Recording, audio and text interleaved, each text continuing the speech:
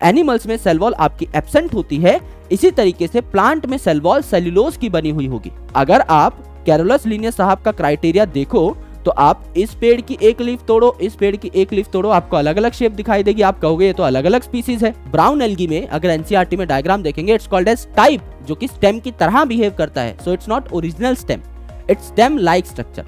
Are phycoerythrin, erythro क्या होता है? एरिथ्रो मतलब रेड, जैसे आपकी रेड ब्लड सेल जो है they are called as erythrocyte. So hello everyone, कैसे हैं आप सब लोग? I hope each and every one of you is doing absolutely good. My name is doctor Vipin Kumar Sharma और मैं आप सभी लोगों का तहे दिल से स्वागत करता हूं in the mind map series of competition वाला चैनल। हम लोग लास्ट माइंड मैप के अंदर डिस्कस कर चुके थे about the chapter biological classification. वहां हम लोगों ने जाना कि 1969 में आर.एच. विटेकर साहब ने इस दुनिया में जितने भी ऑर्गेनिजम्स पाए जाते हैं इन्हें 5 किंगडम्स में डिवाइड कर दिया। और हम लोगों ने लास्ट लेक्चर में 3 किंगडम्स की डिटेल्ड स्टडी भी कर ली थी। हम लोग किंगडम मोनेरा के बारे में पढ़ चुके थे, किंगडम प्रोटिस्टा के बारे में पढ़ चुके थे और किंगडम फंजाई के बारे में भी पढ़ चुके थे। Now it is time to enter in the kingdom plantae, यानी प्लांट किंगडम को अब हम अच्छे तरीके से समझने वाले हैं। जैसा कि नाम से ही आप नोटिस कर पा रहे हैं कि यहां पर सारे के सारे प्लांट्स आपके मौजूद होते हैं। और प्लांट के कुछ बेसिक कैरेक्टर्स क्या है कि ये अपना खाना स्वयं बना सकते हैं, यानी ये ऑटोट्रॉफिक ऑर्गेनिजम्स है।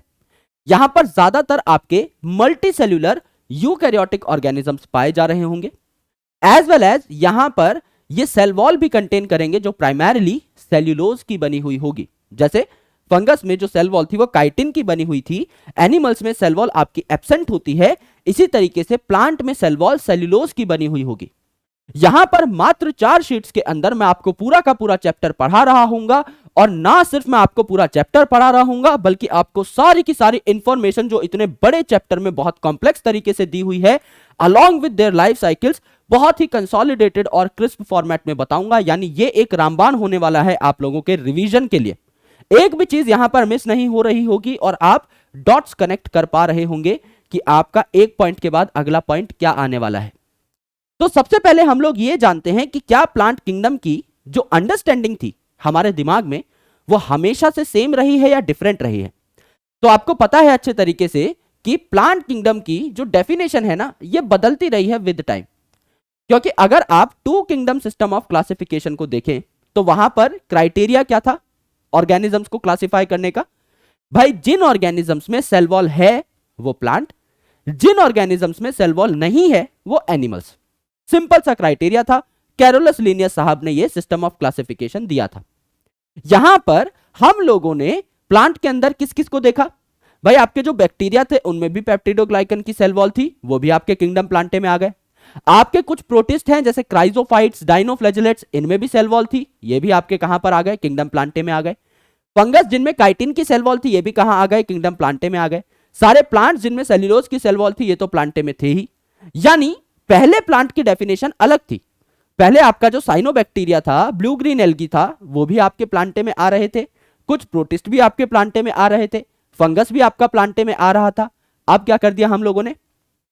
According to the better understanding of organisms and according to the changing criterias of classification, वक्त के साथ हमारे क्राइटेरिया भी तो इंप्रूव हुए हैं, उस हिसाब से हमने ऑर्गेनिजम्स को उनकी सही जगह प्लेस करना स्टार्ट कर दिया। और अब हम प्लांट के अंदर सिर्फ एल्गी, ब्रायोफाइट, टेरिडोफाइट, जिम्नोस्पर्म और एंजियोस्पर्म को पढ़ते हैं, वो भी इन अ पर्टिकुलर सीक्वेंस। और बायोलॉजी में सीक्वेंस कैसे दिखाया जाता है? सिंपल टू कॉम्प्लेक्स चीज की तरफ आप मूव कर रहे होते हैं। यानी अगर आप किंगडम्स की ही चर्चा करें, हमने सबसे पहले मोनेरा किंगडम को पढ़ा क्योंकि उसमें एक तो यूनिसेलुलर ऑर्गेनिजम्स हैं और दूसरे प्रोकैरियोटिक ऑर्गेनिजम्स हैं, यानी उनमें एक वेल डिफाइंड न्यूक्लियस तक नहीं है, वो इतने सिंपल हैं। उसके बाद हमने यूनिसेलुलर यूकैरियोटिक ऑर्गेनिजम्स को पढ़ना स्टार्ट किया, दैट इज प्रोटिस्टा, यानी वो मोनेरा से कॉम्प्लेक्स थे। देन हमने फंगस को पढ़ा जो कि आपका प्रोटिस्टा से कॉम्प्लेक्स थे। देन हम प्लांट पढ़ रहे हैं जो कि फंगस से कॉम्प्लेक्स है। एंड देन हम अपने बारे में पढ़ेंगे, एनिमल किंगडम के बारे में पढ़ेंगे जो सुप्रीमली कॉम्प्लेक्स है। राइट? तो हम हमेशा सिंपल टू कॉम्प्लेक्स जाते हैं। बायोलॉजी में इसी तरीके से ऑर्गेनाइजेशन आपकी दिखाई जाती है। तो अगर मैं कहूं कि दुनिया के सबसे सिंपलेस्ट प्लांट कौन से हैं, तो क्या आप कह सकते हैं बाय डिफॉल्ट एल्गी है, क्योंकि इनको हम पहले पढ़ेंगे। बिल्कुल सही कह रहे हैं आप, एल्गी ही सबसे सिंपलेस्ट प्लांट्स है। और कोई अगर पूछे कि दुनिया के सबसे ज्यादा कॉम्प्लेक्स, सबसे ज्यादा डोमिनेटिंग प्लांट्स कौन से हैं, तो क्या वो एंजियोस्पर्म्स हो जाएंगे? बिल्कुल हो जाएंगे, विदाउट एनी डाउट हो जाएंगे, राइट? तो यहां पर हम सिंपल टू कॉम्प्लेक्स पढ़ते हुए चलेंगे सारी की सारी चीजों को। अब मेरे दोस्त, आपको सबसे ज्यादा फोकस टेक्निकली किस पे करना चाहिए, एल्गी पे या एंजियोस्पर्म पे? दुनिया के सबसे ज्यादा इवॉल्व्ड प्लांट्स जिन्होंने सेक्सुअल रिप्रोडक्शन के लिए एक अलग से ऑर्गन डेवलप किया है जिसको हम फ्लावर कहते हैं, वो तो एंजियोस्पर्म्स है। क्योंकि एंजियोस्पर्म्स को हम लोग प्यार से क्या कहते हैं, फ्लावरिंग प्लांट्स कहते हैं।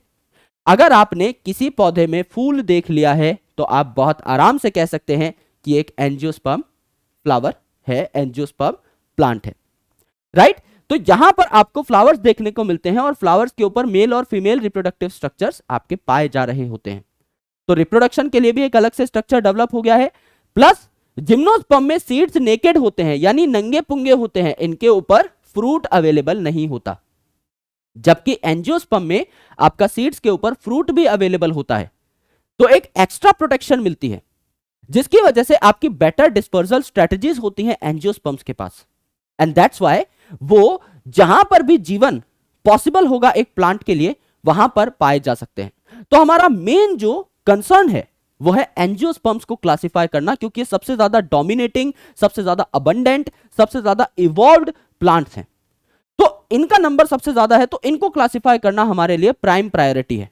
इसीलिए अलग अलग साइंटिस्ट आए जिन्होंने एंजियोस्पर्म्स को अपने अपने तरीके से, अपने अपने क्राइटेरिया के हिसाब से क्लासिफाई करने की कोशिश करी। सबसे पहले हमारे लीनियस साहब ही आ गए, जिनकी हैट्रिक पूरी हो चुकी है। हैट्रिक कैसे पूरी हुई? चैप्टर लिविंग वर्ल्ड में बाइनोमियल क्लासिफिकेशन के बारे में हमें बताया है ना, बाइनोमियल नोमेनक्लेचर के बारे में हमें बताया। आपका बायोलॉजिकल क्लासिफिकेशन चैप्टर में 2 किंगडम सिस्टम ऑफ क्लासिफिकेशन के बारे में हमें बताया, किंगडम प्लांटे और किंगडम एनिमेलिया के बारे में। और आज हमें आर्टिफिशियल सिस्टम देकर जा रहे हैं, तो एक हैट्रिक तो इनकी हो चुकी है। Artificial system which was given by Carolus Linnaeus साहब, ये सिर्फ मॉर्फोलॉजिकल, ग्रॉस मॉर्फोलॉजिकल कैरेक्टर्स को कंसिडरेशन में ले रहा था। यानी दो प्लांट्स कैसे दिखाई दे रहे हैं उस बेसिस पे उन्हें सेम या डिफरेंट कैटेगरीज में क्लासिफाई किया जा रहा था। यानी अगर एक पेड़ है और एक दूसरा पेड़ है, इनकी पत्तियां कैसे कलर की हैं, इनकी पत्तियों का नंबर कितना है, इनकी पत्तियों की शेप कैसी है, ये जो इजीली आइडेंटिफाइबल कैरेक्टर्स हैं, इन बेसिस पे हम दो प्लांट्स को सेम या डिफरेंट कैटेगरीज में क्लासिफाई कर रहे थे। अब ये जो क्राइटेरिया है ये बहुत गलत क्राइटेरिया है। क्यों? क्योंकि ये जो वेजिटेटिव कैरेक्टर्स होते हैं ना, स्टेम, रूट, लीफ, ये बहुत जल्दी चेंज हो जाते हैं एनवायरमेंटल कंडीशंस के हिसाब से। एक एग्जांपल देता हूं बहुत प्यारा सा। समझ लीजिए एक पेड़ है, उससे एक फल गिरा और उस फल में 3-4 बीज थे। जैसे एक एप्पल का फल गिरा और 3-4 अच्छे अच्छे बीज थे उसमें। अब आपने एक बीज को ऐसी जगह पर बो दिया है जहां पर बहुत अच्छा खासा पानी अवेलेबल है, वहां पर पानी की कोई टेंशन नहीं है, वहां पर पानी की कोई कमी नहीं है, तो वो जो प्लांट है उसमें लीफ खिली खिली रहेंगी, टर्जिड रहेंगी।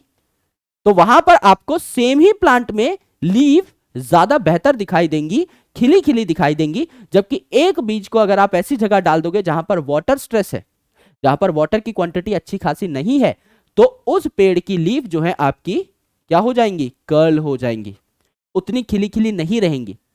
तो अगर आप कैरोलस लिनियस साहब का क्राइटेरिया देखो तो आप इस पेड़ की एक लीफ तोड़ो, इस पेड़ की एक लीफ तोड़ो, आपको अलग अलग शेप दिखाई देगी। आप कहोगे ये तो अलग अलग स्पीसीज है, लेकिन हमने तो सेम फल में से ही 2 बीज लिए थे। यानी ये स्पीसीज भी सेम है और आपका पेड़ भी एकदम 100% सेम है, क्योंकि एकदम सेम जो पेड़ था, सेम पेरेंट जो था, उसी से ये दोनों बच्चे अराइज हुए हैं। लेकिन फिर भी अकॉर्डिंग टू दिस क्लासिफिकेशन ये अलग अलग कैटेगरीज में जा रहे होंगे, क्योंकि इनकी जो शेप है लीफ की वो अलग अलग होगी। So that's why it is not a very good criteria. Plus इसमें और भी कैरेक्टर्स लिए गए थे, जैसे कि एंड्रोशियम के स्ट्रक्चर के बारे में भी यहां पर कंसिडरेशन में लिया गया था आपका वो कैरेक्टर, लेकिन वो भी इतना कोई अच्छा कैरेक्टर नहीं है। दैट्स व्हाई इस सिस्टम को हम लोग धीरे धीरे भूलते चले गए, क्योंकि यहां पर मेन फोकस किसको दे दिया? मॉर्फोलॉजी को।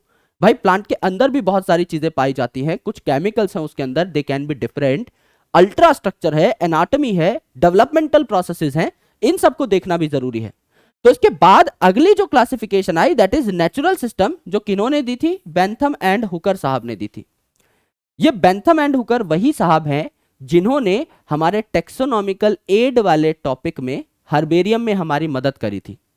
मैंने आपको बताया था जैसे डिक्शनरी में जो आपके वर्ड्स हैं वो अल्फाबेटिकली अरेंज्ड होते हैं, इसी तरीके से एक हर्बेरियम में हर्बेरियम शीट्स भी आपकी एक सिस्टम के तहत, यूनिवर्सली एक्सेप्टेड सिस्टम के तहत अरेंज करी जाती हैं। वो सिस्टम किन्होंने दिया था? बेंथम एंड हुकर साहब ने दिया था, राइट? तो यही बेंथम एंड हुकर साहब है जिन्होंने नेचुरल सिस्टम दिया which was far better than artificial system, क्योंकि आर्टिफिशियल सिस्टम में हम ग्रॉस मॉर्फोलॉजी को ही स्टडी कर रहे थे, लेकिन नेचुरल सिस्टम में हम लोग एनाटॉमी, अल्ट्रास्ट्रक्चर, फाइटोकेमिस्ट्री, एम्ब्रियोलॉजी और भी काफी सारी चीजों को देखने लगे, तो it was far better. But सबसे इंपॉर्टेंट जो कैरेक्टर था वो क्या था? आपका फाइलोजेनेटिक या इवोल्यूशनरी रिलेशनशिप्स, जो कि इंगलर एंड प्रांटल साहब ने दिया।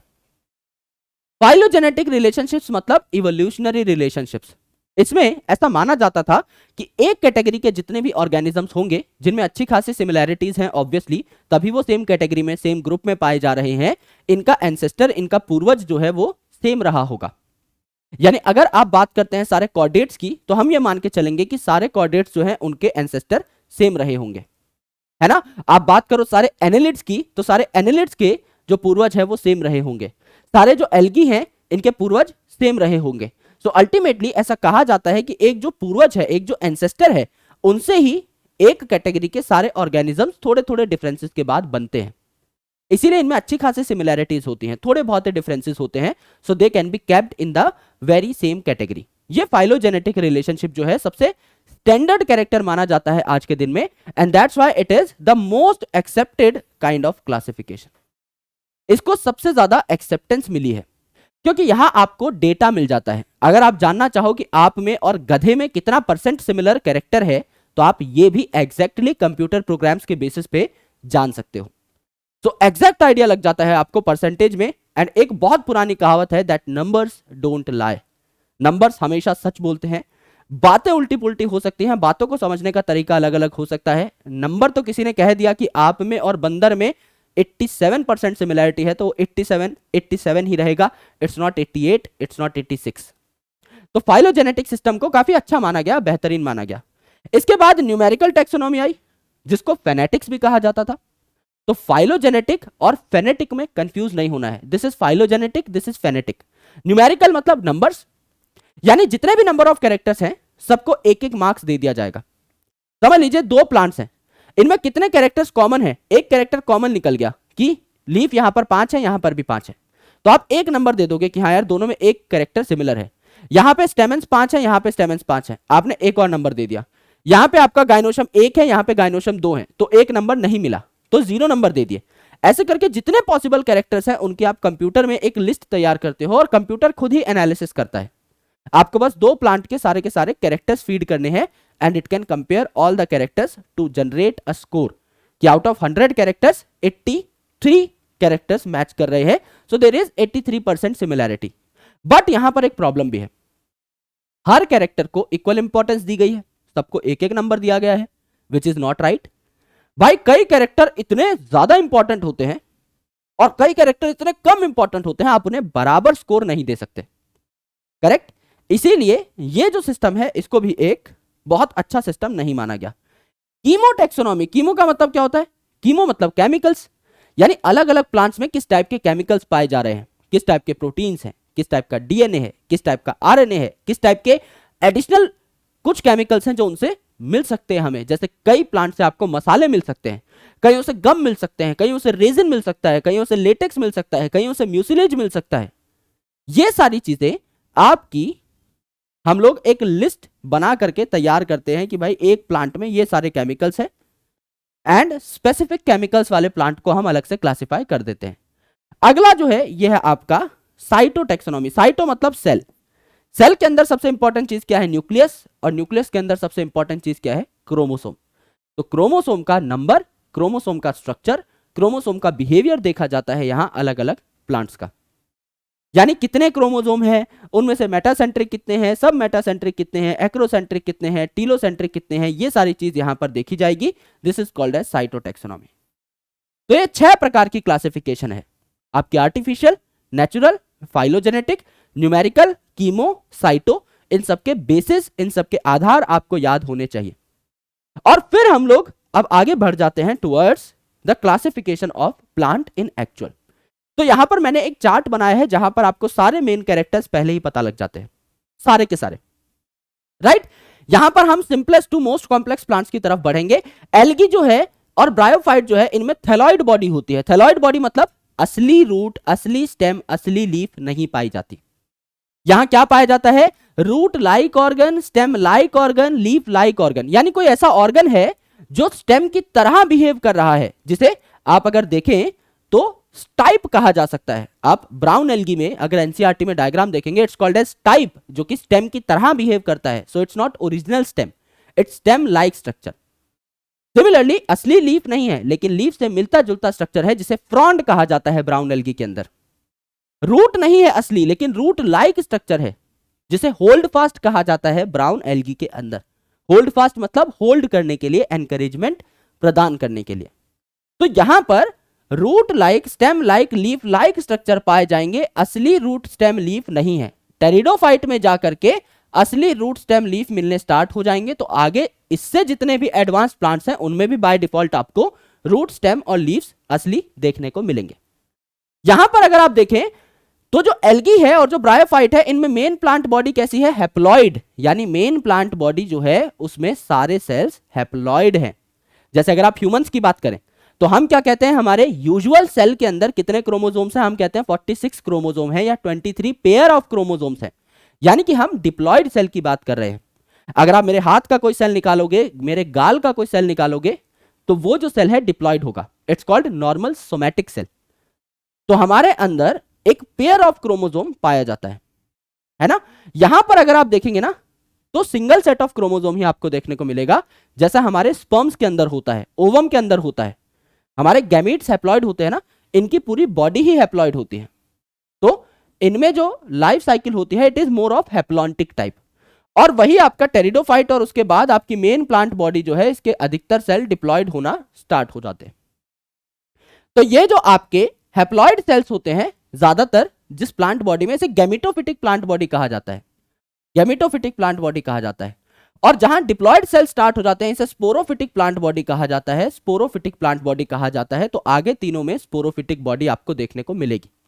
सबसे इंपॉर्टेंट चीज जो आपको पढ़नी है, अब यहां पर गैमेटोफाइट डोमिनेंट है, तो सिर्फ गैमेटोफाइट खाना बना सकता है। यहां पर थोड़े बहुत जो डिप्लॉयड सेल्स होंगे भी, क्योंकि जाइगोट तो बनेगा ही सेक्सुअल रिप्रोडक्शन से, तो इट इज डिप्लॉयड, तो वो तो गैमेटोफिटिक बॉडी का पार्ट होगा नहीं, क्योंकि सिर्फ हैप्लॉइड सेल्स ही गैमेटोफाइट कहलाते हैं। तो यहां पर जो जाइगोट वगैरह बनेंगे वो स्पोरोफिटिक बॉडी के पार्ट है, तो वो इंडिपेंडेंट नहीं होते। यानी मेन बॉडी गैमेटोफिटिक है, तो सिर्फ यही खाना बनाएगी। जो यहां पर डिप्लॉयड सेल्स होंगे वो इसी फोटोसिंथेटिक गैमेटोफाइट पे डिपेंड कर रहे होंगे, तो only gametophyte makes the food. Similarly यहां पर भी गैमेटोफाइट आपका डोमिनेटिंग है, तो सिर्फ यही खाना बनाता है। थोड़े बहुत अगर डिप्लॉयड सेल्स होंगे भी तो वो इसी गैमेटोफाइट पर डिपेंड कर रहे होंगे। हायर प्लांट्स जो होते हैं, यहां पर सिर्फ स्पोरोफाइट खाना बनाता है। गैमेटोफाइट जो है, हैप्लॉइड सेल्स यहां पर काफी कम होते हैं, तो ये आपके डिप्लॉयड सेल्स पर, डिप्लॉयड बॉडी पर डिपेंड कर रहे होते हैं। एक स्पेशल केस आपको देखने को मिलता है टेरिडोफाइट के अंदर। तो P for pteridophyte and P for photosynthetic. तो यहां पर गैमेटोफाइट और स्पोरोफाइट दोनों फोटोसिंथेटिक हो सकते हैं, ठीक है। तो यहां पर दोनों इंडिपेंडेंट सर्वाइवल शो करते हैं। 4 नंबर का सवाल यहां से बनकर आता है। वस्कुलर टिश्यूज जो हैं, खाना और पानी को ट्रांसपोर्ट करने के लिए, जिन्हें जाइलम और फ्लोएम कहा जाता है, ये आपके पहली बार देखे गए थे टेरिडोफाइट में। तो टेरिडोफाइट और इसके बाद देखने को मिलेंगे। एल्गी और ब्रायोफाइट में जाइलम और फ्लोएम नहीं देखने को मिलते, प्लांट की बॉडी ही बहुत ज्यादा बड़ी नहीं होती। करेक्ट है। तो ये आपका एक कंपैरेटिव एनालिसिस है, जहां पर आपको लिटरली हर चीज के बारे में एक अच्छा खासा कॉन्क्रीट आइडिया लग जाता है। अब हम एक एक करके डिस्कशन करना स्टार्ट करते हैं एक एक प्लांट कैटेगरी का। तो the first plant category that we need to talk about is algae. तो एल्गी जो है यूजुअली पानी में पाई जाती है, और उसके बाद धीरे धीरे लाइफ जो है वो लैंड पे आती है। हमेशा यही होता है। चंद्रयान जो है भेजा गया है चांद के ऊपर, साइंटिस्ट ने इतना पैसा खर्च किया है, इतनी मेहनत करी है, इतने सालों तक इस प्रोजेक्ट पे काम किया है, सिर्फ इसलिए कि हम चांद के सरफेस पे पानी ढूंढ पाए। क्यों? जलजीरा क्यों नहीं ढूंढ रहे हैं? लस्सी क्यों नहीं ढूंढ रहे हैं? सिर्फ पानी क्यों ढूंढ रहे हैं? क्योंकि पानी एक्चुअल में लाइफ की जेनेसिस के लिए इंपॉर्टेंट है। अगर आप अर्थ पे भी देखें तो पहले जो लिविंग ऑर्गेनिजम्स आए वो वाटर में आए। सिमिलरली अगर आप एनिमल किंगडम को भी देखोगे ना, तो आप जब पॉरीफेरा की डिस्कशन करते हो, सीलेंट्रेटा की डिस्कशन करते हो, टीनोफोरा की डिस्कशन करते हो, दे ऑल आर एक्वेटिक। धीरे धीरे एनिमल्स इवॉल्व होते गए और लैंड पे आते गए। सिमिलरली यहां पर भी अगर आप देखोगे ना, तो एल्गी जो है ये आपके पानी में पाए जाते हैं, दे आर लार्जली एक्वेटिक। जबकि ब्रायोफाइट जो है थोड़ा सा पानी से बाहर निकले, लेकिन पानी से बहुत दूर नहीं जा पाए। इसीलिए ब्रायोफाइट को क्या कहा जाता है? Amphibians of plant kingdom. यानी ये लैंड पे रह सकते हैं लेकिन पानी से बहुत दूर नहीं जा सकते, क्योंकि इनको अपनी सेक्सुअल रिप्रोडक्शन के प्रोसेस को कंप्लीट करने के लिए पानी चाहिए। That's why they are called as amphibians. Pteridophyte है, थोड़ा और दूर चला गया लैंड पे, लेकिन फिर भी ये पानी से मुक्त नहीं हो पाया। क्यों? क्योंकि यहां पर भी टेरिडोफाइट के अंदर एक स्पेसिफिक स्टेज होती है, that is called as prothallus.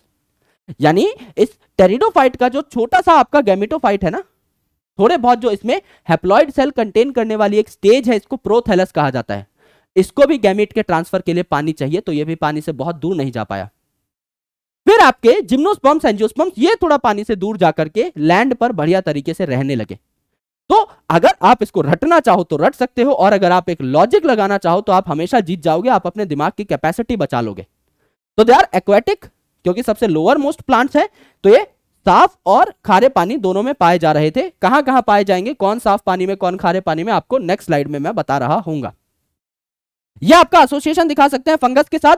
Algae और फंगस की यारी को क्या कहते हैं? लाइकन कहते हैं। फंगस का सरफेस एरिया ज्यादा है तो वाटर मिनरल्स एब्जॉर्ब करके एल्गी को दे देगा, शेल्टर प्रोवाइड कर देगा एल्गी को, और एल्गी खाना बना सकता है तो खाना किसको दे देगा? फंगस को। सिमिलरली स्लोथ बियर के साथ यानी एनिमल के साथ भी इनकी दोस्ती हो सकती है। यहां पर दोस्ती का कारण क्या है? एल्गी आपका पानी के आसपास रहता है, तो स्लोथ बियर जिसके बड़े बड़े बाल हैं, इन बालों में जो पानी जमा हो जाता है, उन ड्रॉप्स के पास माइक्रो एल्गी रहना पसंद करती हैं, और ये माइक्रो एल्गी हरी भरी होती हैं कलर में। तो स्लोथ बियर को हरा कलर मिल जाता है जो उसको कैमोफ्लेज में हेल्प करता है। जैसे हमारे फौजी भाइयों की जो वर्दी होती है वो भी आपकी कैमोफ्लेज कहलाती है। उसमें थोड़ा सा रेत का कलर होता है, थोड़ा सा ग्रास का कलर होता है, so that they can defend themselves. क्योंकि अगर कहीं भी आपकी लड़ाई छिड़ गई है, रेगिस्तान में चाहे लड़ाई छिड़ी हो, चाहे ग्रासलैंड में लड़ाई छिड़ी हो, वो इजीली ट्रैक ना हो पाए। कई जो आपके देश हैं उनकी वर्दी काली है, कईयों की नीली है, वो रेत में आसानी से पकड़ में आ जाएंगे और उन पर निशाना लगाना बहुत ईजी होगा। तो हम लोग काफी स्मार्ट हैं कि हम लोग कैमोफ्लेज का इस्तेमाल करते हैं। तो स्लोथ बियर को एल्गी से कैमोफ्लेज मिल गया, प्रोटेक्शन मिल गई, और स्लोथ बियर ने बदले में अपने बालों का जो पानी है, लहराती जुल्फों का जो पानी है, वो एल्गी के नाम कर दिया। तो ये भी एक अच्छी दोस्ती है। रिप्रोडक्शन एल्गी में अलग अलग प्रकार की हो सकती है। वेजिटेटिव रिप्रोडक्शन, जिसमें कोई स्पेशलाइज्ड स्ट्रक्चर नहीं बन रहा, बॉडी ही टूट करके अलग अलग फ्रेगमेंट्स बना रही है, तो फ्रेगमेंटेशन से ये आपको देखने को मिलता है प्रोसेस। जैसे कि फंगस में हो रही थी फ्रेगमेंटेशन, यहां पर भी कुछ आपकी फिलामेंटस एल्गी होती हैं जिनकी बॉडी में फ्रेगमेंट्स जनरेट हो सकते हैं। तो जितने फ्रेगमेंट्स जनरेट होंगे उतने नए नए ऑर्गेनिजम्स बन जाएंगे। असेक्सुअल रिप्रोडक्शन यानी यहां पर कुछ स्पेशलाइज्ड स्ट्रक्चर्स बने हैं पर गैमीट की फ्यूजन नहीं हो रही, तो इन्हें हम क्या कहते हैं? स्पोर्स कहते हैं। सबसे कॉमन जो स्पोर है यहां पर यह है जूस्पोर। जूस्पोर मतलब मोटाइल है, एनिमल जैसा है, तो यहां पर ये जूस्पोर कहलाता है। और सेक्सुअल जो रिप्रोडक्शन है इसे बहुत गौर से देखना है दोस्त। सेक्सुअल रिप्रोडक्शन में दो गैमीट बनेंगे, पास पास आएंगे, फ्यूज हो जाएंगे, जाइगोट बनाएंगे, सबको पता है। अब ये दो गैमेट्स कैसे हो सकते हैं? ये दो गैमेट्स आपके फ्लैजेलेटेड हो सकते हैं यानी मोटाइल हो सकते हैं। आइसोगैमेट मेल और फीमेल एक जैसे दिखाई दे सकते हैं, जैसे यूलोथ्रिक्स के अंदर। इन तीन लाइनों में से 4 नंबर का काम आता है। फ्लैजेलेटेड आइसोगैमस कंडीशन यूलोथ्रिक्स में, और फ्लैजेलेटेड नहीं है यहां पर gametes, non flagellated, non motile, isogamete एक जैसे दिखाई दे रहे हैं, ये कंडीशन आपकी स्पाइरोगायरा में। एन आइसोगैमस यानी मेल और फीमेल गैमेट अलग अलग दिखाई दे रहे हैं, ये आपका यूडोरिना में नया एग्जांपल ऐड हुआ था 4-5 साल पहले। एंड ओगैमस कंडीशन यानी फीमेल गैमेट बड़ा और नॉन मोटाइल, और मेल गैमेट छोटा और मोटाइल, ये स्पेसिफिक कंडीशन वॉल्वॉक्स और फ्यूकस के अंदर। तो 4 डिफरेंट केसेस है आपका फ्लैजेलेटेड एंड, यहां पर अगर आप देखें isogamous Ulothrix, non flagellated and isogamous Spirogyra, an isogamous Eudorina, and आपका ओगैमस वॉल्वॉक्स एंड फ्यूकस के अंदर। ठीक है, यहां पर देखिए क्या हुआ। यहां पर अब आपने एल्गी को 3 पार्ट्स में तोड़ दिया। तीन डिफरेंट कैटेगरीज में तोड़ दिया, green algae, brown algae, red algae. अब नाम है ग्रीन एल्गी तो ग्रीन कलर की होगी, नाम है ब्राउन एल्गी तो ऑलिव ग्रीन कलर की भी हो सकती है, थोड़ी सी आपकी डार्क ग्रीन कलर की हो सकती है, और ब्राउन की अलग अलग शेड्स भी यहां पर हो सकती हैं। एंड नाम है रेड एल्गी, रोडोफाइसी, तो रेड कलर की होगी। अब भैया इनमें अलग अलग कलर है तो इनके पीछे कोई वजह तो होगी, इनके पीछे की जो वजह है वो जान लेते हैं। तो क्लोरोफिल सब में पाया जाएगा ए, तो ए तो हम लोग लिख देते हैं ए, फिर बी सी डी एक सीक्वेंस में। यहां पर भी आप पहले ग्रीन को पढ़ोगे, फिर ब्राउन को, फिर रेड को, क्योंकि ग्रीन सबसे सिंपलेस्ट है, रेड सबसे ज्यादा एडवांस है। तो यहां पर ए सब में आएगा, फिर बी सी डी आप एक सीक्वेंस में लिख दीजिए। फ्यूकोजेंथिन, जेंथ वर्ड आ रहा है इसमें, it is a type of xanthophyll जो ब्राउन कलर प्रोवाइड करता है आपकी इस पर्टिकुलर एल्गी को, it is called as fucoxanthin pigment. और आर फाइको एरिथ्रिन, एरिथ्रो क्या होता है, एरिथ्रो मतलब रेड, जैसे आपकी रेड ब्लड सेल जो है they are called as erythrocyte, तो एरिथ्रो का मतलब ही होता है रेड, तो यहां पर रेड कलर आपको देखने को मिल जाएगा। स्टोर्ड फूड इनमें क्या होता है, नॉर्मल प्लांट है, हरा भरा प्लांट है, स्टार्च के फॉर्मेट में यहां कार्बोहाइड्रेट स्टोर हो जाएंगे जैसे होते हैं, और ऑयल के फॉर्मेट में भी स्टोर हो जाएंगे। क्लोरोप्लास्ट के अंदर ही कुछ स्पेशलाइज स्ट्रक्चर होते हैं जिन्हें पायरेनॉइड्स कहा जाता है, जिनमें सेंटर पर प्रोटीन होता है, बाहर स्टार्च होता है, that is protein beside starch. यहां पर ये जो पायरेनॉइड है इनमें आपका ये जो फूड है ये स्टोर होता है। ब्राउन कलर का आपने क्या देखा है, कोको कोला या पेप्सी, जिसमें ml लिखा रहता है उसकी वॉल्यूम के आगे, 500 ml, 600 ml, तो ml यानी मैनिटॉल और लेमिनेरिन आपके स्टोर्ड फूड है ब्राउन एल्गी के अंदर। और रेड एल्गी जो है इसमें है आपका फ्लोरिडियन स्टार्च जो कि ब्रांच्ड होता है, तो अमाइलोपेक्टिन या फिर आपका ग्लाइकोजन जैसा इसका स्ट्रक्चर होता है।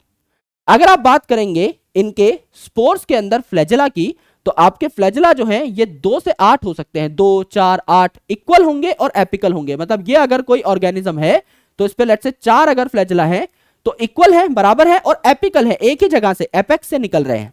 इस तरीके की अरेंजमेंट देखने को मिलेगी। ब्राउन एल्गी में और कम हो गए, सिर्फ 2 हैं, अनइक्वल और लेटरल है ना, जैसे यहां पर आपका अनइक्वल है ये छोटा फ्लैजेला, ये आपका बड़ा फ्लैजेला, अनइक्वल है और लेटरल है यानी साइड से निकल रहे हैं, पायरीफॉर्म है यानी पियर शेप है। और रेड एल्गी में आपका फ्लैजेला एब्सेंट होता है। ठीक है, पाए कहा जाते हैं। जो आपके ग्रीन एल्गी हैं फ्रेश, ब्रैकिश और सॉल्ट वाटर तीनों जगह पाए जा सकते हैं, ज्यादातर फ्रेश वाटर में पाए जाते हैं। और जैसे जैसे आप रेड एल्गी की तरफ बढ़ोगे आप मेराइन वाटर की तरफ जाते जाओगे। तो यहां पर ब्राउन एल्गी में फ्रेश आपके रेयर हो गए और ब्रैकिश और सॉल्ट आपके ज्यादा हो गए, जबकि आपके रेड एल्गी में फ्रेश एकदम ही कम बचे और सॉल्ट एकदम ज्यादा बढ़ चुके हैं। तो यहां पर ये जो रेड एल्गी है ना, ये एक समुद्र में अलग अलग डेप्थ पे भी पाए जाते हैं, है ना, क्योंकि यहां पर इनका कलर कुछ ऐसा है कि अपनी कॉम्प्लीमेंट्री लाइट को एब्जॉर्ब कर रहे होंगे। अगर हम यहां पर स्पेक्ट्रम के बारे में लिखें तो स्पेक्ट्रम क्या होता है, VIBGYOR, विब्ग्योर। तो यहां पर आप इस साइड जाएंगे तो वेवलेंथ बढ़ेगी एंड फ्रीक्वेंसी कम हो जाएगी, तो हाईएस्ट फ्रीक्वेंसी इस साइड है ना। तो अगर कोई रेड ऑर्गेनिज्म है, रेड ऑर्गेनिज्म है, तो इस पर्टिकुलर वेवलेंथ की लाइट को एब्जॉर्ब करना प्रेफर कर रहा होगा। इनकी फ्रीक्वेंसी क्या है, सबसे ज्यादा है, वॉयलेट की, इंडिगो की, ब्लू की, इसीलिए आपके डीपली ओशन में अंदर तक भी पाए जा सकते हैं रेड एल्गी, और सरफेस पे तो पाए ही जा सकते हैं। अगर आप देखें रिप्रोडक्शन, तो वेजिटेटिव रिप्रोडक्शन वही आपकी फ्रेगमेंटेशन से टुकड़े टुकड़े हो जाएंगे यहां पर। असेक्सुअल रिप्रोडक्शन वही आपका जूस्पोर, जिसमें 2 से 8 आपके फ्लैजेला होंगे, यहां पर जूस्पोर जिसमें 2 फ्लैजेला होंगे, यहां पर आपके असेक्सुअल स्पोर जो होंगे इनमें कोई फ्लैजेला नहीं होंगे। सेक्सुअल रिप्रोडक्शन यहाँ आइसो एनाइसो ऊगैमस हो सकती है, आइसो एनाइसो ऊगैमस हो सकती है, यहां सिर्फ ऊगैमस देखने को मिलेगी, यानी कुछ स्पेशलाइज्ड केसेस में आपका मेल गैमेट यहां पर मोटाइल आपको देखने को मिलेगा।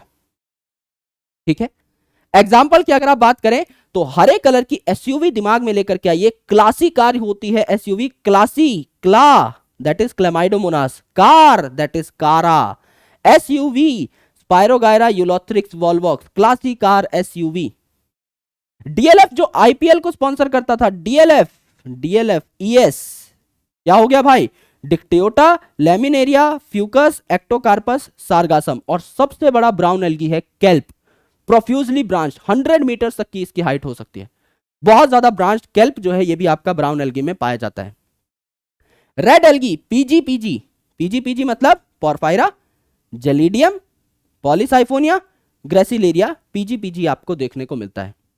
तो this is a clear cut bifurcation of all three different type of algae.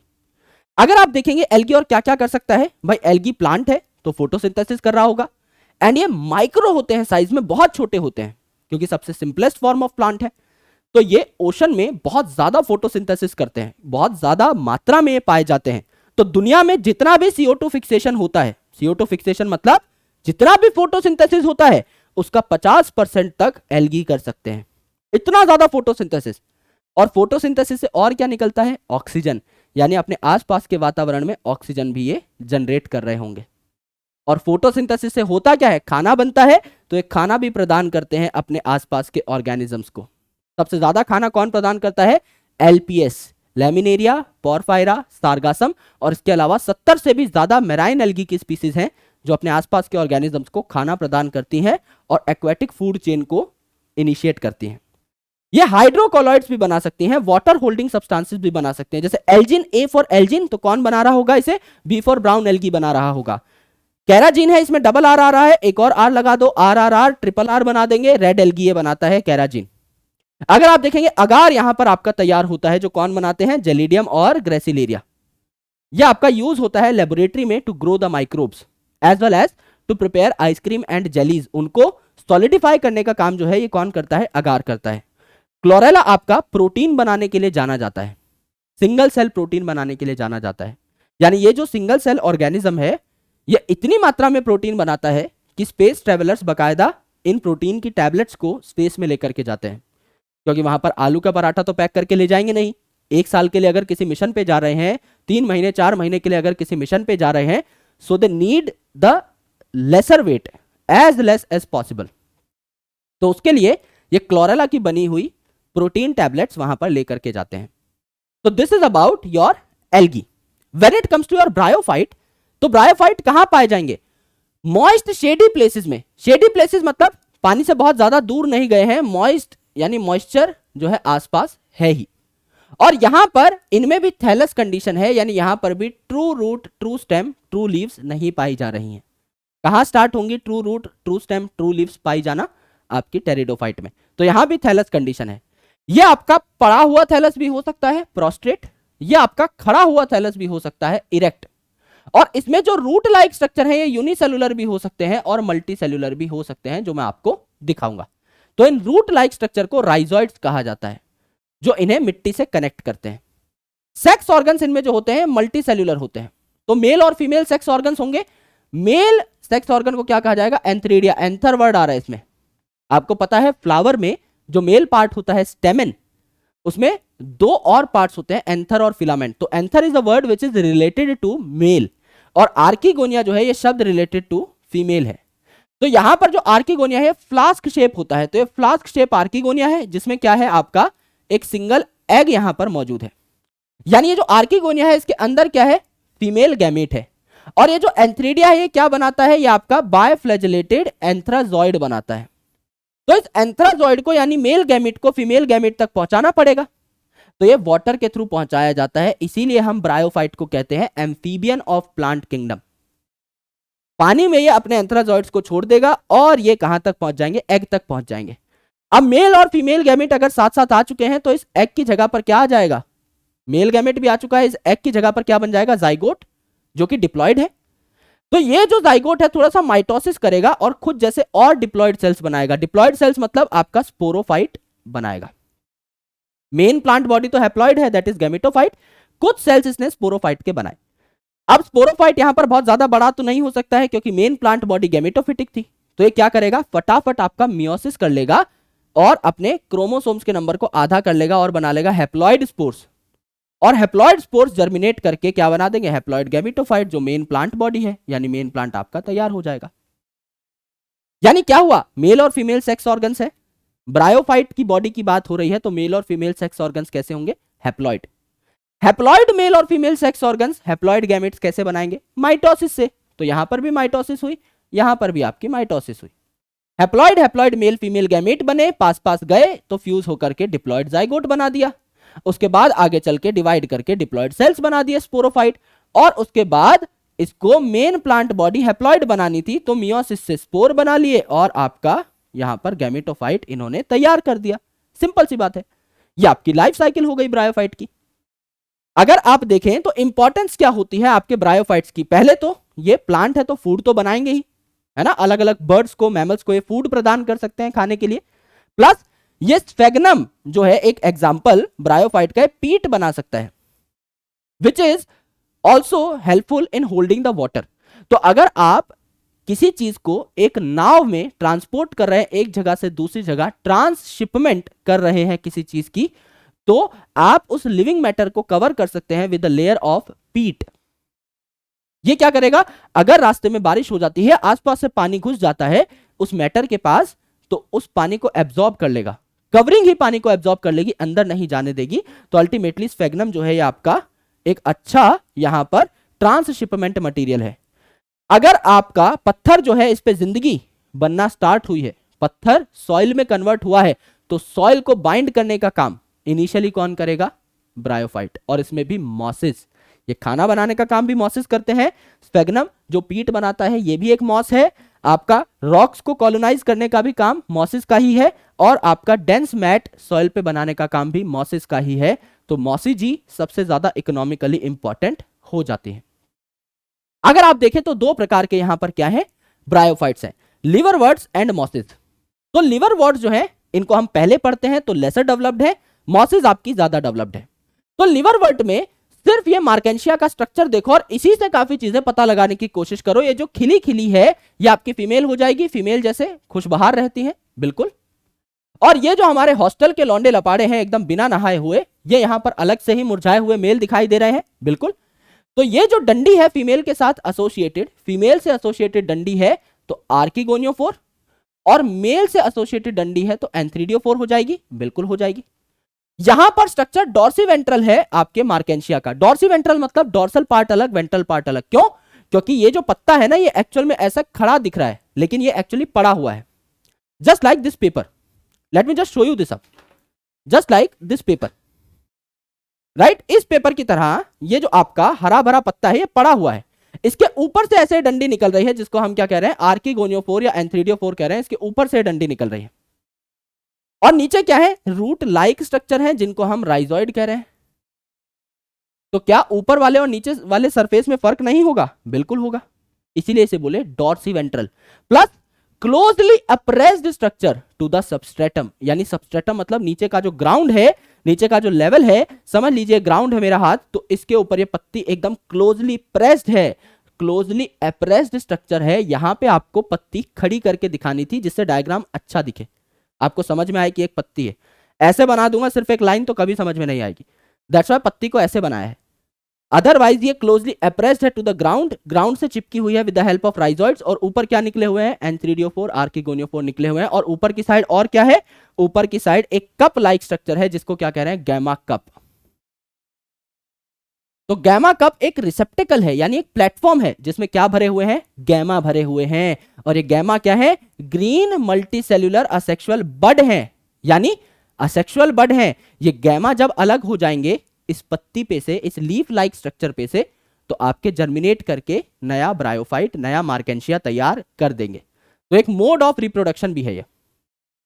अगर कुछ लीफी मेंबर्स होते हैं आपके लिवरवर्ट के अंदर, तो वहां पर आपका स्टेम लाइक स्ट्रक्चर जो है, इसके दोनों साइड में टाइनी लीफ लाइक स्ट्रक्चर जो है इस तरीके से पाए जाते हैं। 2 रोज of tiny leaf like structure आपको देखने को मिल रहे होते हैं, ठीक है। स्पोरोफाइट जो है, जो बनेगा, जो कि आपका डोमिनेटिंग नहीं है, जाइगोट जब बनेगा तो उसके बाद कुछ डिप्लॉयड सेल्स भी बनेंगे स्पोरोफाइट, इनमें फुट, सीटा और कैप्सूल देखने को मिलता है आपको। और स्पोर्स कहां बनेंगे, आपके हैप्लॉइड स्पोर्स कहां बनेंगे, डिप्लॉयड सेल से, इन द कैप्सूल। कुछ इस प्रकार का स्ट्रक्चर होता है, इसी को देख लीजिए। जैसे ये आपका क्या है, ये आपका नीचे पत्तियां लगी हुई हैं, लीफ लाइक स्ट्रक्चर लगी हुई हैं, तो ये तो आपका गैमेटोफाइट हो गया जो खाना बना लेगा। ऊपर क्या है, यहां पर लेट से जाइगोट बना, तो जाइगोट से आपके डिप्लॉयड सेल्स निकलेंगे, तो ये पूरा जो स्ट्रक्चर है ये जाइगोट से ही निकला है, ये आपका डिप्लॉयड ही है। ये नीचे वाला स्ट्रक्चर है फुट, फुट मतलब पैर सबसे नीचे, ये आपकी डंडी है सीटा, और ये गोल मटोल स्ट्रक्चर है आपका कैप्सूल। अब ये सारे सेल्स आपके जाइगोट से बने हैं, तो सारे सेल्स डिप्लॉयड हैं। इस कैप्सूल में भी डिप्लॉयड सेल्स होंगे, बिल्कुल। ये डिप्लॉयड सेल्स मियोसिस करके हैप्लॉयड स्पोर्स बनाएंगे, और ये कैप्सूल जब फट जाएगा तो इससे स्पोर्स रिलीज हो जाएंगे, और ये स्पोर्स रिलीज होकर के हैप्लॉइड स्पोर्स है, तो हैप्लॉइड मेन प्लांट बॉडी तैयार कर लेंगे ब्रायोफाइट के। ये है आपका लीवरवॉर्ट। अगर आप मॉसिस की बात करें तो इसमें अलग अलग स्टेजेस आती हैं, आराम से सुनिएगा। पहली स्टेज जो आती है हैप्लॉइड स्टेज, वो डायरेक्टली हैप्लॉइड स्पोर से ही आएगी। हम कह रहे हैं हैप्लॉइड प्लांट बॉडी कैसे बनेगी? स्पोर के जर्मिनेशन से। तो डायरेक्टली स्पोर के जर्मिनेट होते ही जो स्टेज आती है इसे हम कहते हैं प्रोटोनेमा, है ना। प्रोटोनेमा, प्रोटो मतलब प्रिमिटिव, तो प्रोटोनेमा कैसी है? आपकी पड़ी हुई स्टेज है, यानी यहां पर क्या है आपका, ये जो है क्रीपिंग स्टेज है, जमीन पर रेंग रही है ये बेल, है ना। यहां पर मैंने छोटे छोटे टुकड़े करके दिखाए हैं, यानी ये फिलामेंटस है, इसके छोटे छोटे फिलामेंट्स है। यहां पर मैंने ब्रांचिंग दिखाई है, यानी ये ब्रांच्ड है। यहां पर मैंने इसे ग्रीन कलर से दिखाया है, यानी ये क्या है? आपकी ग्रीन है। तो it is green creeping branched and filamentous stage, जिसे प्राइमरी प्रोटोनेमा कहा जाता है। अब इसी प्रोटोनेमा में ब्रांचिंग थोड़ी बढ़ जाती है तो इसे सेकेंडरी प्रोटोनेमा कहने लग जाते हैं, तो इस पे आ जाते हैं लेटरल बड्स। इन बड्स से आपको देखने को मिलती है एक लीफी स्टेज, एक ऐसी स्टेज जिसमें बढ़िया लीफ आती है, और ये खड़ी स्टेज है। मैंने क्या बताया था आपको लास्ट स्लाइड में कि इनका जो थैलस है ब्रायोफाइट का, ये पड़ा भी हो सकता है और खड़ा भी हो सकता है ना। और राइजोइड आपके यूनिसेलुलर भी हो सकते हैं, मल्टीसेलुलर भी हो सकते हैं। अब यहां देखिए आपका जो थैलस है पड़ा भी है, क्रीपिंग भी है और खड़ा भी है, आपका इरेक्ट भी है। प्लस यहां पर अगर आप देखेंगे तो लिवरवॉर्ट और मॉसिस में से ज्यादा कॉम्प्लेक्स कौन है भाई? बाद में किसको पढ़ रहे हो? मॉसिस को। तो यहां जो राइजोइड है यूनिसेलुलर होते हैं, यहां जो राइजोइड आपको देखने को मिलेंगे मल्टी सेलुलर देखने को मिलेंगे। तो दोनों बातें हमारी जनरल डिस्कशन की यहां पर हमने साक्षात देख ली। सेकेंडरी प्रोटोनेमा से लेटरल बड निकला और इससे निकली लीफी स्टेज। लीफी स्टेज में क्या है? मेल और फीमेल सेक्स ऑर्गन दोनों पाए जा रहे हैं। तो मेल गैमेट फीमेल गैमेट के पास चला जाएगा और यहां बन जाएगा जाइगोट, इससे निकलेंगे फुटसिटा कैप्सूल, जैसे कि फ्यूनेरिया में निकल रहे हैं, है ना। ये फ्यूनेरिया है।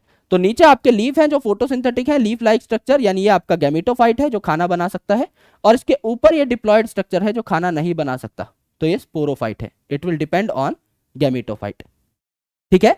वेजिटेटिवली फ्रेगमेंटेशन से भी यहां पर रिप्रोडक्शन हो सकता है, क्योंकि छोटे छोटे फ्रेगमेंट यहां पर हमने बनाकर दिखाए थे, फिलामेंट्स बनाकर दिखाए थे, तो फ्रेगमेंटेशन से भी यहां पर रिप्रोडक्शन हो सकता है। लेटरल बड भी देखने को मिल रहे हैं, तो बडिंग से भी रिप्रोडक्शन हो सकता है। और मेल और फीमेल सेक्स ऑर्गन्स हैं यहां पर। तो आपका लीफी स्टेज में सिर्फ यहां पर कोई सेक्स ऑर्गन मैंने नहीं बनाए, यहां बनाए हैं। लीफी स्टेज में आपका हो सकता है रिप्रोडक्शन सेक्सुअल भी, ठीक है। तो यहां पर एग्जांपल क्या हो जाएंगे? फ्यूनेरिया, पॉलीट्राइकम एंड आपका स्फेग्नम, एफपीएस यहां पर एग्जांपल्स हो जाते हैं। इनके बाद अगर आप देखें तो आपको एक और चीज देखने को मिलती है, राइट। एक सेकेंड। इसके बाद अगर आप देखें तो आपको एक और चीज देखने को मिलती है, that is called as pteridophyte, है ना। एल्गी हो गया, ब्रायोफाइट हो गया। Let's talk about pteridophyte in detail. Pteridophyte जो है मेडिसिनल भी हो सकते हैं। दुनिया की सबसे प्रसिद्ध मेडिसिन जो इस्तेमाल करी गई थी वो यहीं से ली गई थी। कौन सी है वो मेडिसिन? संजीवनी बूटी, सेलेजिनेला ब्रायोप्टेरिस। यानी सबसे खूबसूरत चीज और सबसे काम की चीज यहीं से ली गई थी। टेरिडोफाइट्स की एक खास बात है। और just after bryophyte as a soil binder ये आते हैं, तो ये मिट्टी को रोकने का भी काम करते हैं, सॉइल इरोजन को भी प्रिवेंट करते हैं। ये आपका ठंडी जगहों पर पाए जाते हैं, यानी डैम्प या ह्यूमिड और शेडी प्लेसेस पे तो पाए जा ही रहे हैं ब्रायोफाइट्स की तरह। उसके अलावा ये यहां पर कूल प्लेसेस पे भी पाए जाते हैं, कुछ जो है सैंडी कंडीशंस में भी पाए जा रहे होते हैं। यहां पर डिफरेंट तरीके के लीव्स हैं, जैसे फर्न के अंदर बड़े बड़े लीव्स हैं, मैक्रोफिल्स कहा जाता है। फिल का मतलब लीफ, मैक्रो मतलब बड़े। और सेलेजिनेला जो हमारी संजीवनी बूटी है उसी की एक जो कैटेगरी है, इसमें माइक्रोफिल्स यानी छोटे छोटे लीफ पाए जाते हैं। अब यहां पर ये जो लीफ है इनमें नीचे पाए जाते हैं स्पोरेंजिया। स्पोरेंजिया मतलब ऐसे सैक्स, ऐसे पर्टिकुलर आपके कंटेनर्स जिनके अंदर स्पोर्स बनते हैं, तो ये आपके स्पोरेंजिया है, ठीक है। अब क्या होता है काफी केसेस में यहां पर टेरिडोफाइट में कोन बनना स्टार्ट हो जाता है। तो ये जो स्पोरोफिल्स हैं, जो इस प्रकार से पत्तियां हैं, ये ऐसे हो जाती हैं, पास पास आके कोन बना लेती हैं, है ना। तो ये जो आपके गोल मटोल से स्पोरेंजिया हैं, ये इन लीव्स के साथ पहले नीचे लटके हुए थे, और अब जब लीफ ऐसे हुई तो यहां पर आपके स्ट्रक्चर आ जाएंगे और इनके अंदर स्पोर्स बन रहे होंगे, है ना। तो ये जो आपकी लीव्स हैं ये कोन बना भी सकती हैं, जैसे कि सेलाजिनेला और इक्विसिटम में कोन देखने को मिलते हैं। तो यहां पर कुछ डिप्लॉयड सेल्स होंगे, स्पोर मदर सेल्स, ये आपका मियोसिस करके हैप्लॉइड स्पोर बना लेंगे। स्पोरेंजिया के जो सेल्स हैं डिप्लॉइड हैं, क्योंकि टेरिडोफाइट पे आ चुके हैं हम। मेन प्लांट बॉडी कैसी होगी? डिप्लॉइड, है ना। तो डिप्लॉइड है मेन प्लांट बॉडी है, सारे के सारे सेल्स डिप्लॉइड हैं। तो इसमें से कुछ जो डिप्लॉइड सेल हैं ये स्पोर मदर सेल की तरह बिहेव करेंगे और मियोसिस करके हैप्लॉइड स्पोर्स बना लेंगे। और हैप्लॉइड स्पोर अब ग्रो कर जाएगा तो एक छोटा सा मल्टी सेल्यूलर फोटोसिंथेटिक प्रोथैलस ये बना लेंगे। मल्टी सेल्यूलर प्लस फोटोसिंथेटिक, मैंने कहा था टेरिडोफाइट में एक यूनिक केस है। आपका गैमेटोफाइट और स्पोरोफाइट दोनों ही फोटोसिंथेटिक होते हैं। तो यहां पे प्रोथैलस बहुत छोटा है, इनकॉन्स्पिक्यूअस है, लेकिन फिर भी आपका ये यहां पर फोटोसिंथेटिक है। यहां पर मेल और फीमेल दोनों सेक्स ऑर्गन पाए जाते हैं, तो इसमें गैमेट के ट्रांसफर के लिए फिर वाटर चाहिए, इसीलिए प्रोथैलस भी ऐसी जगह पर पाया जाता है जहां पे आसपास पानी हो। मेल और फीमेल गैमेट मिल गए, बन गया डिप्लॉइड जाइगोट। और डिप्लॉइड जाइगोट ने डिवाइड कर करके बना लिए काफी सारे बॉडी के मेन डिप्लॉइड सेल्स, जो कि हमें तैयार करने ही थे। यानी किसी जगह अगर ऑर्गेनिज्म ही हैप्लॉइड है तो आपका क्या होता है, वहां पर डायरेक्टली स्पोर से हैप्लॉइड प्लांट बॉडी ही बन जाती है ना। और जहां पे ऑर्गेनिज्म डिप्लॉइड है वहां पहले स्पोर जर्मिनेट होता है, कुछ एक हैप्लॉइड सेल्स बनाता है, फिर आपका गैमेटिक फ्यूजन होती है, जाइगोट बनता है, और जाइगोट डिवाइड करके पूरी डिप्लॉइड प्लांट बॉडी तैयार करता है, जैसा कि हमें यहां पर देखने को मिला टेरिडोफाइट में। यहां एक खास चीज स्टार्ट हो चुकी होती है दोस्त, जिसे हेट्रोस्पोरी कहते हैं। हेट्रोस्पोरी मतलब दो प्रकार के स्पोर्स। मेगास्पोर्स आपके फीमेल गैमेटोफाइट तैयार कर रहे होंगे, फीमेल हैप्लॉइड बॉडी तैयार करेंगे, और माइक्रोस्पोर्स जो आपकी मेल प्लांट बॉडी तैयार कर रहे होंगे। सो हेट्रोस्पोरी यहां पर सेलाजिनेला और साल्विनिया के अंदर देखने को मिलती है, और यह सवाल 4 नंबर में पूछा जाता है। सेलाजिनेला और साल्विनिया में पहली बार टेरिडोफाइट में हेट्रोस्पोरी यानी दो प्रकार के स्पोर्स आपको देखने को मिले। और यहां पर आपका प्रिकर्सर टू सीड हैबिट भी पहली बार देखने को मिला, यानी जो फीमेल गैमेटोफाइट था ना, फीमेल का जो हैप्लॉइड पार्ट था उसको रिटेन किया जा रहा था फॉर वेरिएबल पीरियड, क्योंकि मेल गैमेट फीमेल के पास आ रहा है, तो जहां पर पहले फीमेल थी वहीं पर जाइगोट बन रहा है, तो उस पार्ट को तो हमें बचा कर रखना है जब तक एम्ब्रियो ना बन जाए। मेल पार्ट को धक्का मार के हम लोग बाहर निकाल देते हैं, डिस्कार्ड कर देते हैं। और फीमेल जब अच्छे तरीके से एम्ब्रियोजेनेसिस कर देती है, काफी सारे डिप्लॉइड सेल्स जब बन जाते हैं, तो फीमेल की भी जब जरूरत खत्म हो जाती है, इंडिपेंडेंट हो जाता है जब आपका स्पोरोफाइट, तो उसे भी हटा दिया जाता है। लेकिन फीमेल को तब भी फॉर लॉन्गर टाइम्स रिटेन किया जाता है। इससे हमें यह पता लगता है कि इवोल्यूशनरीली आगे सीड आने वाला है, क्योंकि सीड कैसे बनते हैं, आपका ओव्यूल जो है वो सीड में कन्वर्ट होता है, ओवरी फ्रूट में कन्वर्ट होती है। मेल का तो लेना देना नहीं है कुछ उसमें, भाई ओव्यूल जो है वो फीमेल का पार्ट है, ओवरी जो है वो फीमेल का पार्ट है, राइट। तो हमें पता लग गया था टेरिडोफाइट में ये खास बात देख करके, हेट्रोस्पोरी देख करके, फीमेल की रिटेंशन देख करके, कि आगे आने वाले जो इससे एडवांस प्लांट होंगे वहां पर सीड जैसा कुछ देखने को मिल सकता है। तो प्रिकर्सर ऑफ सीड हैबिट पहली बार कहां देखने को मिला, ये प्रैक्टिस कहां देखने को मिली, आपकी टेरिडोफाइट में। और सच में सीड कहां पर आया, चाहे नंगा पुंगा ही सही, पर सीड पहली बार कहां पर आया, जिम्नोस्पर्म्स के अंदर। अब क्लासिफाई भी कर सकते हो आप अलग अलग तरीके से टेरिडोफाइट्स को, जैसे साइलोप्सिडा है तो नाम में ही साइलो आ जाएगा, साइलोटम। लाइकोप्सिडा है तो एलएस यानी लाइफ साइंसेस से याद कर लो, लाइकोप्सिडा है तो लाइकोपोडियम हो गया और सेलाजिनेला यहां पर आ गया। फेनोप्सिडा है तो एसई का साउंड आ रहा है, इक्विसिटम यहां पर आ गया। टेरोप्सिडा है तो टेर का साउंड आ रहा है, टेरिस, ड्रायोप्टेरिस और एडियंटम डैप से या पैड से याद कर सकते हो। तो आपको ये सारी सिर्फ नाम और इनके एग्जांपल्स याद करने होते हैं। Now it's time to understand gymnosperms. Gymno का मतलब है नेकेड, स्पर्मा का मतलब है सीड, यानी बिफोर और आफ्टर फर्टिलाइजेशन जो सीड्स हैं वो क्या होते हैं, आपके नेकेड होते हैं। यानी बिफोर फर्टिलाइजेशन ओव्यूल आपका नेकेड है, उसके ऊपर ओवरी नहीं है, और आपका आफ्टर फर्टिलाइजेशन सीड जो है नेकेड है, उसके ऊपर फ्रूट नहीं है, यानी फ्रूट सिर्फ और सिर्फ एंजियोस्पर्म्स में ही देखने को मिलते हैं। यहां पर आपको झाड़ियां भी देखने को मिल सकती हैं ठीक ठाक लेंथ की, और मीडियम टू टॉल साइज आपके ट्रीज भी देखने को मिल सकते हैं, जैसे सिकोया गाइगेंटिका दुनिया के सबसे बड़े ट्रीज में से एक है, वो जिम्नोस्पर्म है। और इतने बड़े पेड़ को अगर आपको टिकाना है तो आपकी रूट अंदर तक घुसी हुई होनी चाहिए, यानी टैप रूट यहां पर होनी चाहिए। ये जो जिम्नोस्पर्म्स है अलग अलग एसोसिएशन भी बनाते हैं, जैसे माइकोराइजा आपने सुना था ना, माइकोराइजा मतलब, राइजा का मतलब रूट, माइको मतलब फंगस, तो फंगस एसोसिएट हो रहा था हायर प्लांट की रूट के साथ। वो हायर प्लांट कौन सा है, पाइनस। और coralloid root, C for coralloid root, ये किसके साथ एसोसिएशन है, सी फॉर साइकस की एसोसिएशन है, किसके साथ, सी फॉर साइनोबैक्टीरिया के साथ, फॉर नाइट्रोजन फिक्सेशन, जहां पर साइनोबैक्टीरिया जो है आपके इन रूट्स को, साइकस की रूट्स को नाइट्रोजन फिक्स करके देती हैं और बदले में खाना ले लेती हैं। ये आपकी एसोसिएशन है। तो ये दो एसोसिएशंस दिखाती हैं आपकी जिम्नोस्पर्म्स।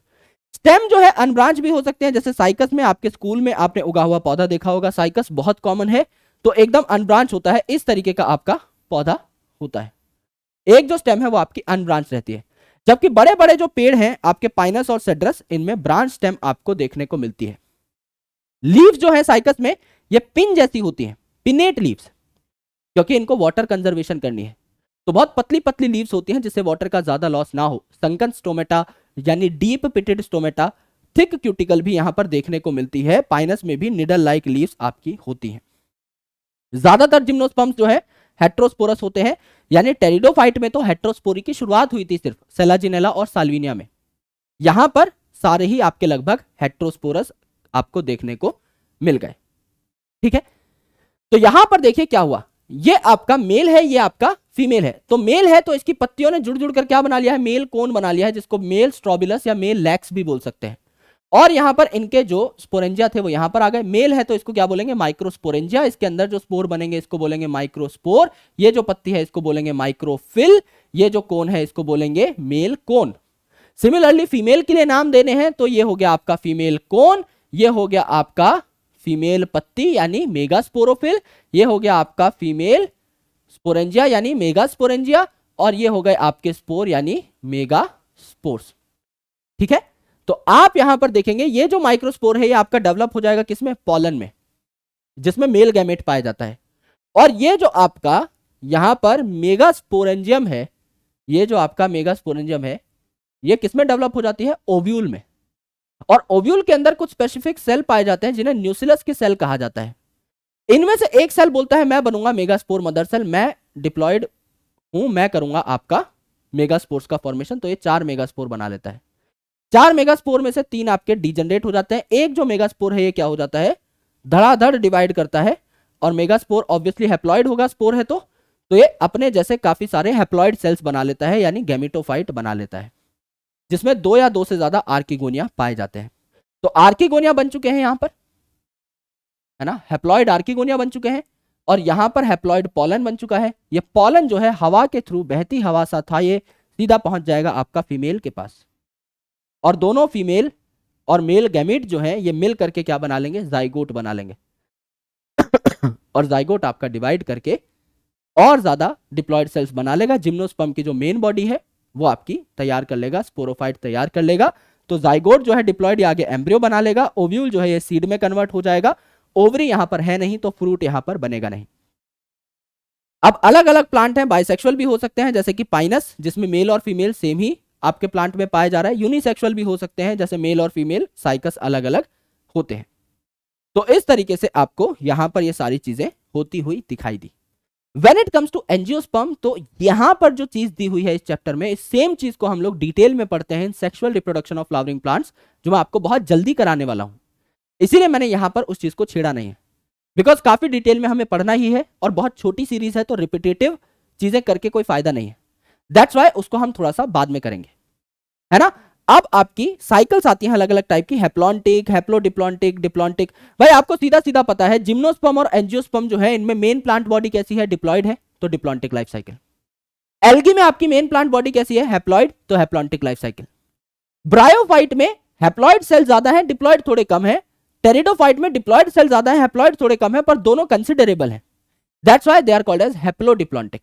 इसके अलावा चीजें क्या है, जैसे हैप्लॉन्टिक में क्लामाइडोमोनास आ गया जो कि ग्रीन एल्गी था, स्पाइरोगायरा जो कि ग्रीन एल्गी था, वॉल्वॉक्स जो कि ग्रीन एल्गी था, कॉलोनियल था, यह आपको देखने को मिली, सारी हैप्लॉन्टिक है, करेक्ट है। हैप्लोडिप्लॉन्टिक में आपका ब्रायोफाइट, टेरिडोफाइट के अलावा एक्टोकार्पस देखने को मिला जो ब्राउन एल्गी था, पॉलीसाइफोनिया जो रेड एल्गी था, कैल्प देखने को मिला जो ब्राउन एल्गी था, और सबसे इंपॉर्टेंट सारे एल्गी हैप्लॉन्टिक होते हैं। फ्यूकस जो है आपको यहां पर देखने को मिल रहा है डिप्लॉन्टिक में, तो दिस इज एन एक्सेप्शन। तो यहां पर आपको ये सिर्फ एग्जांपल्स याद रखने होते हैं, बाकी सारी चीजें हमने जो यहां पर पढ़ी हैं हैप्लॉन्टिक डिप्लॉन्टिक के बारे में, यही सारी की सारी चीजें हैं, इसके अलावा कुछ नया नहीं है। तो this topic is very simple, so you need to memorise only the 3 lines which I have mentioned over here. ज्यादा मेहनत करने की आवश्यकता नहीं है, 3 लाइनें पढ़ लोगे नीचे की ब्लू कलर से लिखी हुई, you are more than done for the topic. है ना। तो यहां पर हम लोगों ने आज एल्गी को, ब्रायोफाइट को, टेरिडोफाइट को और जिम्नोस्पर्म को अच्छे से देखा। In coming session we would be talking about angiosperms in detail, जिनकी कुछ मेजर प्रॉपर्टीज तो हमने जानी ही, जैसे इनमें फ्रूट बनता है, फ्लावर बनते हैं, है ना, नेकेड सीड नहीं होते, सीड के ऊपर फ्रूट है, फ्लावर है जिसमें मेल और फीमेल सेक्स ऑर्गन पाए जाते हैं, डबल फर्टिलाइजेशन इनमें होती है। ये कुछ ऐसे कैरेक्टर हैं जो सिर्फ और सिर्फ एंजियोस्पर्म्स में ही पाए जाते हैं। तो we need to talk about angiosperm in a bit more detail in coming chapters, जो कि मैं आपको करा दूंगा, तो टेंशन बिल्कुल नहीं लेनी है। और अगर ये माइंड मैप पसंद आया हो, ये एफर्ट्स अगर अच्छे लगे हों, कंसोलिडेशन अगर अच्छी लगी हो, तो एक बार Vipu sir OP in the comment section please.